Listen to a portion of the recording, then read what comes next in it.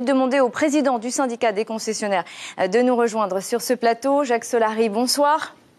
Bonsoir Natacha. Merci d'être là. La situation, je le disais, s'améliore un peu. Les ventes ont augmenté de 15% en 2016. Est-ce qu'on peut dire que vous êtes sorti de la spirale de la crise ou bien je m'avance un peu trop? Oui, pour 2016, on peut dire cela, mais surtout en 2017, puisque le marché est en augmentation de près de 30%. Ça continue. Ça continue sur sa lancée. Et même une augmentation plus importante puisqu'elle est de 30%.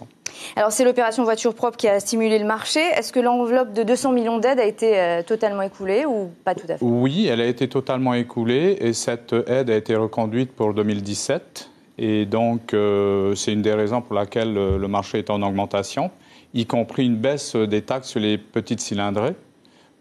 C'est pas une fausse amélioration de compter sur les subventions du gouvernement pour si, en effet, ça peut paraître un peu artificiel, mais il y a aussi une amélioration de l'économie, on le ressent dans certains secteurs, qui explique cette augmentation.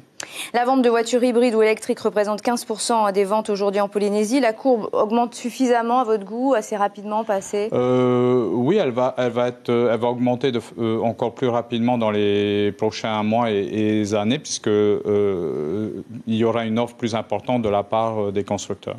Alors en 2016, ce sont donc 4 526 voitures qui ont été vendues à des prix toujours 2 à 3 fois supérieurs à ceux de la France. On ne parle pas des prix aux États-Unis. Vous avez toujours montré du doigt les taxes entre 50 et 60% du prix des voitures neuves. Le gouvernement s'était engagé à baisser ces taxes. Où est-ce qu'on en est aujourd'hui?